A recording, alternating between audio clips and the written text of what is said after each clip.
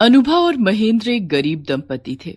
अनुभा अपने घर में ही बांस के छोटे छोटे खिलौने और घर की सजावट का सामान बनाती थी और महेंद्र सड़क पर घूम घूम कर उन्हें बेचा करता था।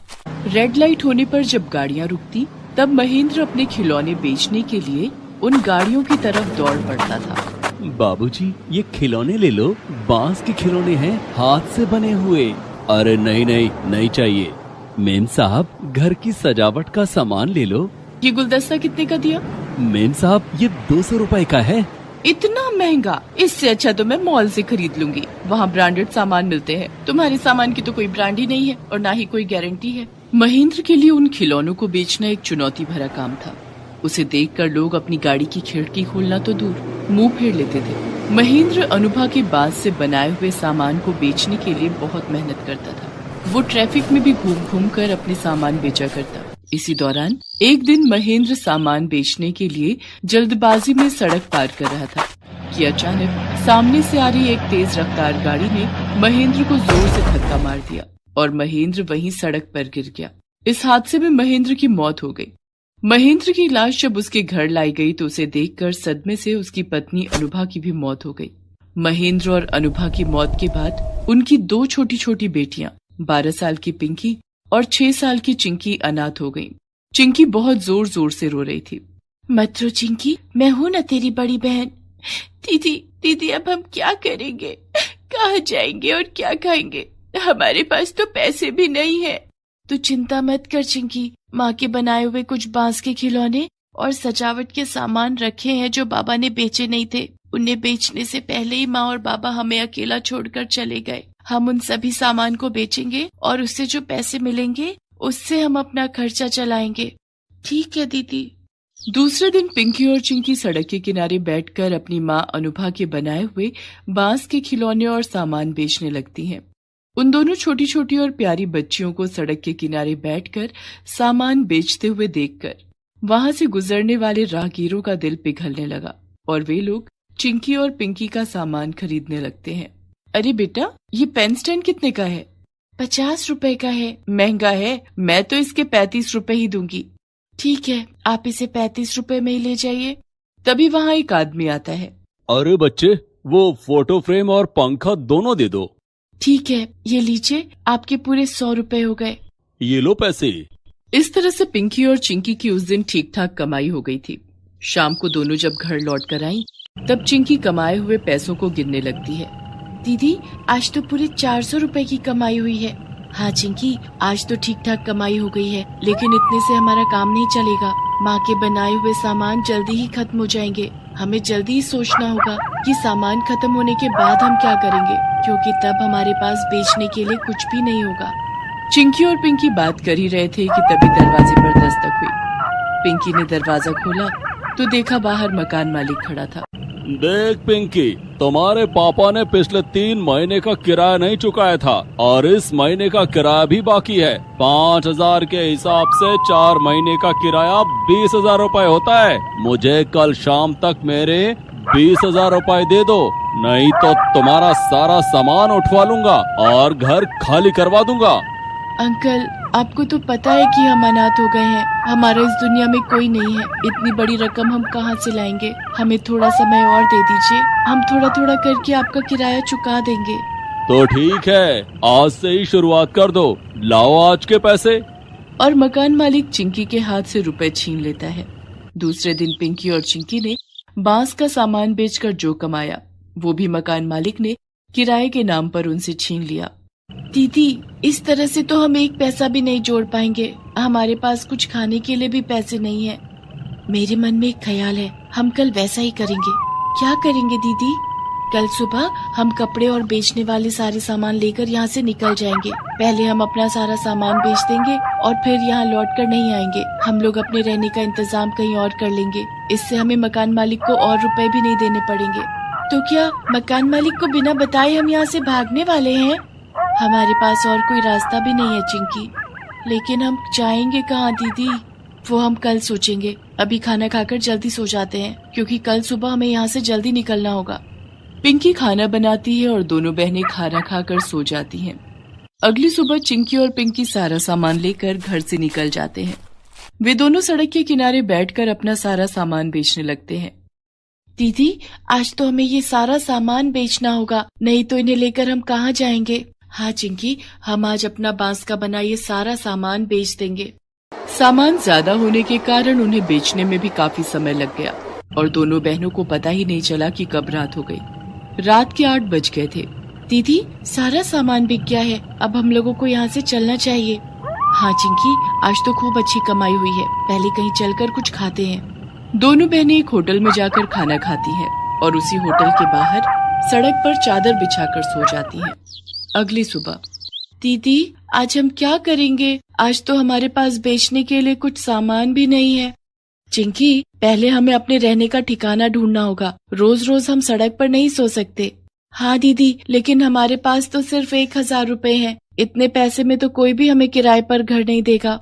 तभी पिंकी को याद आता है कि उसने अपनी स्कूल की किताब में पढ़ा था कि कैसे एक आदमी ने अपने लिए बांस का घर बनाया था और माँ भी तो बांस के छोटे छोटे घर बनाया करती थी। दरअसल माता पिता की मौत से पहले दोनों बहनें सरकारी स्कूल में पढ़ती थीं, लेकिन अनाथ होने के कारण दोनों की पढ़ाई छूट गई थी। चिंकी, हम अपने लिए खुद का घर बनाएंगे, वो भी अपने हाथों से। वो कैसे दीदी? देख, जैसे माँ खिलौने के लिए बांस का छोटा सा घर बनाती थी, ठीक वैसे ही हम बड़ा घर बनाएंगे जिसमें हम रह सकें। ठीक है दीदी, लेकिन हम इतना सारा बांस कहाँ से लाएंगे? बांस लाने के लिए हमें जंगल जाना होगा। मैं बाबा के साथ जंगल भी गई हूँ, मुझे जंगल का रास्ता पता है, तू चल मेरे साथ। और दोनों बहनें जंगल की ओर निकल पड़ती हैं। जंगल पहुंचकर दोनों ने देखा कि ढेर सारे बांस के पेड़ हैं। पिंकी ने शहर के किनारे और जंगल के बगल में एक जगह चुन ली और दोनों बहनें जंगल से बांस लाकर इकट्ठा करने लगी। धीरे धीरे करके दोनों बहनों ने काफी बांस इकट्ठा कर लिया। ये सब करते करते रात हो गई और दोनों वहीं सो गई। अगली सुबह, चिंकी उठ, हमें जल्दी से अपना घर बनाना है। और पिंकी बांस का घर बनाना शुरू कर देती है। चिंकी अपने नन्हे हाथों से बड़ी बहन पिंकी की मदद करने लगती है। लगभग 3 दिन की मेहनत के बाद पिंकी और चिंकी ने अपने लिए एक बांस का घर बना लिया था, जो देखने में बहुत ही सुंदर लग रहा था। दीदी, हमारा ये बांस का घर कितना सुंदर है ना? हाँ चिंकी, ये घर हमारे पुराने घर से भी ज्यादा सुंदर है और इस घर में रहने के लिए हमसे कोई किराया भी नहीं मांगेगा। दीदी, हम इस घर को बांस की बनी फूलों और पत्तियों से सजाएंगे। हाँ चिंकी, चलो हम बांस से फूल और पत्तियां बनाते हैं। और दोनों बहनें बांस से फूल और पत्तियां बनाने लग जाती हैं। पिंकी ने बहुत सुंदर फूल बनाए, जिसे देखकर चिंकी खुशी से चहक उठी। दीदी, जब तुम बांस से इतनी सुंदर फूल और पत्तियां बना सकती हो, तो क्यों ना इस बांस से और भी ज्यादा फूल और पत्तियां बनाकर हम बाजार में बेचें, इससे हमारी कमाई भी हो जाएगी।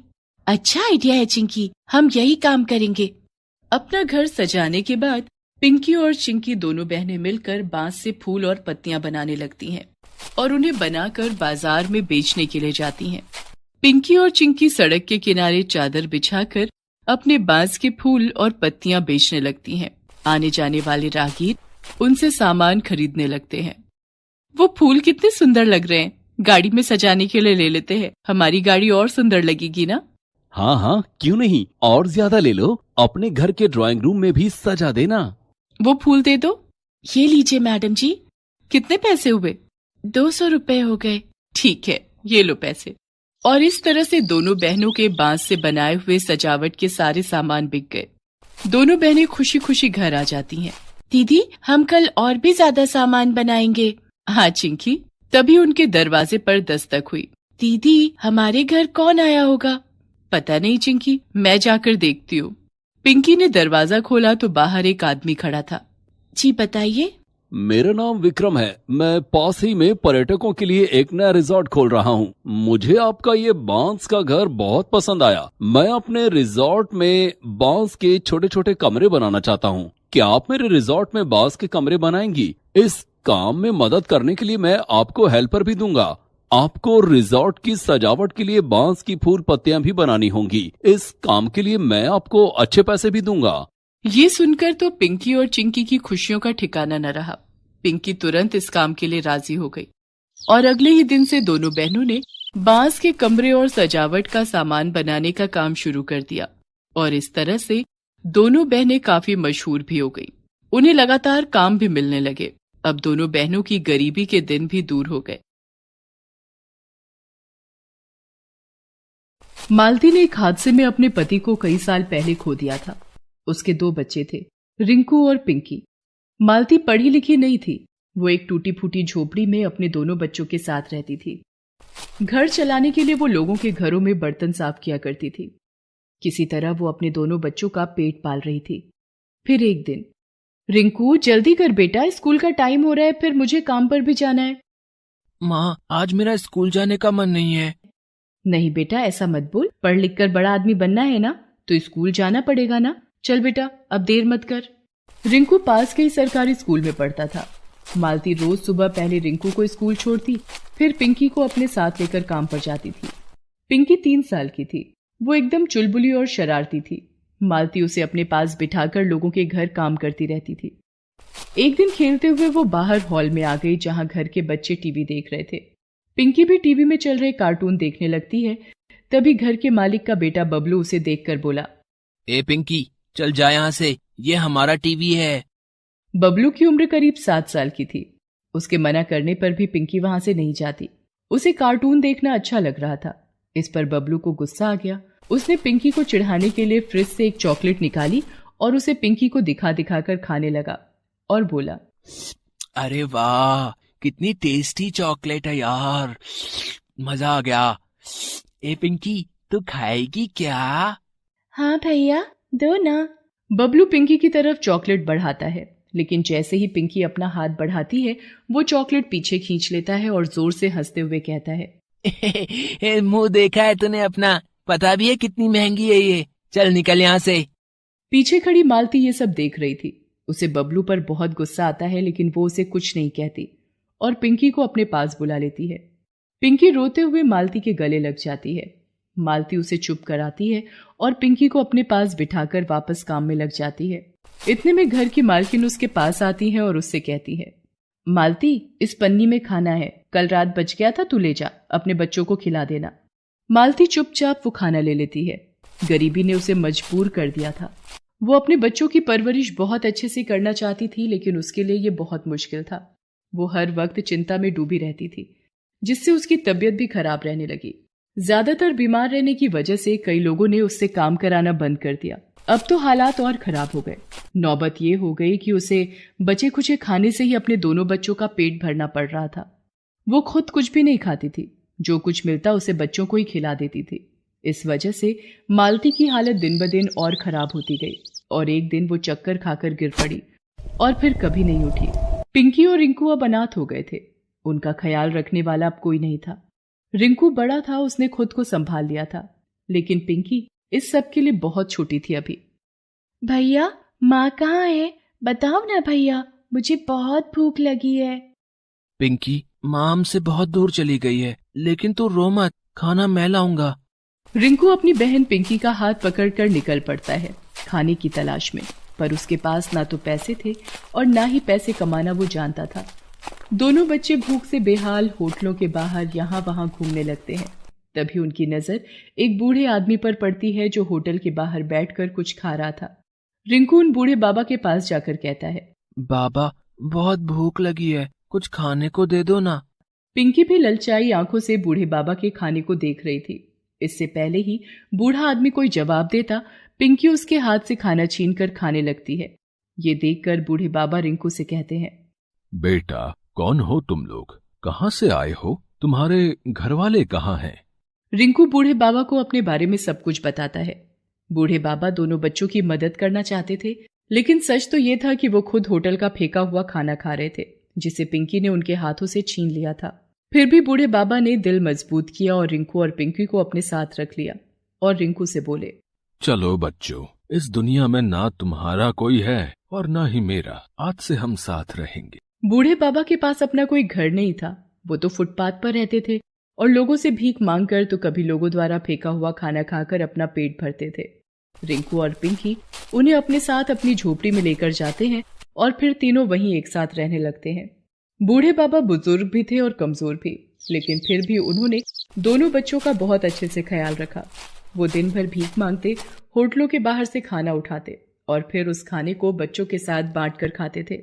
इस तरह कुछ दिन तो खाने का जुगाड़ हो गया, लेकिन फिर बूढ़े बाबा की तबीयत बहुत खराब रहने लगी। रिंकू ने बूढ़े बाबा को घर से बाहर जाते देखकर उनसे कहा, कहाँ जा रहे हो बाबा? आपको तो तेज बुखार है। आज मुझे जाने दो, मैं सबके लिए खाना लेकर आऊंगा। नहीं बेटा, नहीं, मैं ठीक हूँ। तुम घर पर रहो पिंकी के साथ। मैं जाता हूँ और कुछ लेकर आता हूँ खाने के लिए। बाबा झोपड़ी के बाहर निकले ही थे कि अचानक बेहोश होकर जमीन पर गिर गए। दोनों बच्चे उन्हें सहारा देकर बिस्तर पर लिटाते हैं और बाबा को पानी पिलाते हैं। थोड़ी देर बाद बाबा को होश तो आ जाता है, लेकिन अब भी वो खड़े होने की हालत में नहीं थे। रिंकू को समझ आ गया था कि अब उसे ही कुछ करना होगा। वो पिंकी को बाबा के पास छोड़कर घर से बाहर निकल जाता है। वो पूरा दिन इधर उधर भटकता है, लेकिन उसे खाने के लिए कुछ भी नहीं मिलता। अचानक उसे एक बेकरी की दुकान दिखाई देती है। वो चुपचाप एक ब्रेड का पैकेट उस दुकान से चुरा लेता है। घर पहुंचकर वो देखता है कि पिंकी एक सूखी सी रोटी खा रही है। रिंकू उससे कहता है, पिंकी, ये क्या खा रही है तू? कहाँ से लाई ये रोटी? भैया, बाहर जो टॉमी घूमता है ना, एक अंकल उसके लिए ये रोटी डाल गए थे। टॉमी ने उस रोटी को सूंघा, लेकिन पता नहीं क्यों उसने ये रोटी खाई नहीं। मुझे बहुत भूख लग रही थी भैया, इसलिए मैंने ये रोटी उठा ली। भैया, टॉमी को बुरा लगा होगा क्या मैंने उसकी रोटी उठा ली तो? पिंकी की बात सुनकर रिंकू की आंखों में आंसू आ जाते हैं। वो पिंकी को गले से लगा लेता है और उससे रोटी लेकर बाहर फेंक देता है। फिर उसे ब्रेड के पैकेट से ब्रेड निकाल कर खाने को देता है। पिंकी बड़े मन से ब्रेड खाती है और उसे खाते देखकर रिंकू को बहुत सुकून मिलता है। रिंकू बची हुई ब्रेड बूढ़े बाबा को खिला देता है और खुद भूखा ही रहता है। ऐसे ही एक दिन खाने की तलाश में भटकते रिंकू और पिंकी एक पार्क में पहुंचे। पार्क में लगे झूलों को देखकर पिंकी ने रिंकू से कहा, भैया देखो ना, कितने अच्छे झूले हैं, मुझे भी झूलना है इनमें। चल पिंकी, मैं तुझे झुलाता हूँ। रिंकू पिंकी को लेकर पार्क के अंदर जाने की कोशिश करता है, लेकिन वहां का गार्ड उन्हें अंदर नहीं जाने देता। फिर दोनों पीछे की दीवार फांदकर पार्क के अंदर चले जाते हैं। कुछ देर झूला झूलने के बाद दोनों देखते हैं कि पार्क के कोने में मोहल्ले के बच्चे आवारा जानवरों के लिए अपने अपने घरों से रोटी लाकर रख रहे थे। ये देखकर पिंकी रिंकू से कहती है, भैया देखो ना, कितनी सारी रोटियां हैं। बाबा ने कल से कुछ नहीं खाया और मुझे भी भूख लगी है। चलो ना, ये रोटियां लेकर चलते हैं घर। किसी को खानी होती तो यहाँ छोड़कर थोड़ी ही जाता। रिंकू जानता था कि वो रोटियां जानवरों के लिए थी, लेकिन पिंकी को मना करने की भी उसकी हिम्मत नहीं हुई। मजबूर होकर उसने पिंकी के साथ वो सारी रोटियां उठाई और उन्हें घर ले गया। तीनों ने वही रोटियां खाकर अपनी भूख शांत की। अब रिंकू और पिंकी दोनों छिपकर उस पार्क में जाने लगे और जैसे ही वहां खूब सारी रोटियां इकट्ठा हो जाती, दोनों उन्हें उठाकर घर ले आते। कई दिनों तक ऐसे ही चलता रहा, लेकिन एक दिन एक बच्चे ने उन्हें ऐसा करते देख लिया। उन्हें देखते ही बच्चे ने शोर मचाना शुरू कर दिया। वो देखो, उन दोनों को हमारी रोटियों को उठा रहे हैं। कितने बुरे हैं ये, बेचारे कुत्तों का खाना ले रहे हैं। इन्हें तो मजा चखाना ही पड़ेगा। वो बच्चा अपने सारे दोस्तों के साथ मिलकर रिंकू और पिंकी का पीछा करते हैं। वो देखते हैं कि रिंकू और पिंकी उन रोटियों को न सिर्फ खुद खा रहे थे, बल्कि बीमार पड़े बूढ़े बाबा को भी खिला रहे थे। ये सब देखकर सभी बच्चों का दिल पिघल जाता है। सारे बच्चे अच्छे घरों से थे। उन्होंने रिंकू और पिंकी के बारे में अपने माता पिता को बताया। सभी ने रिंकू और पिंकी की मदद करने का फैसला किया। बच्चे अपने माता पिता के साथ रिंकू और पिंकी की झोपड़ी के पास पहुंचे। इतने सारे लोगों को देखकर रिंकू ने डरते हुए उनसे पूछा, आप लोग यहाँ क्यों आए हैं? हमें माफ कर दीजिए, आगे से हम नहीं उठाएंगे वहाँ से रोटियाँ। तभी एक महिला आगे बढ़ती है और रिंकू के सिर पर हाथ रखते हुए कहती है, डरो मत बेटा, अपने बारे में सब कुछ बताओ हमें, हम तुम्हारी मदद करना चाहते हैं। और ये बूढ़े बाबा कौन है तुम्हारे साथ? फिर रिंकू ने सब कुछ बताता है, अपने और पिंकी के बारे में भी और बूढ़े बाबा के बारे में भी।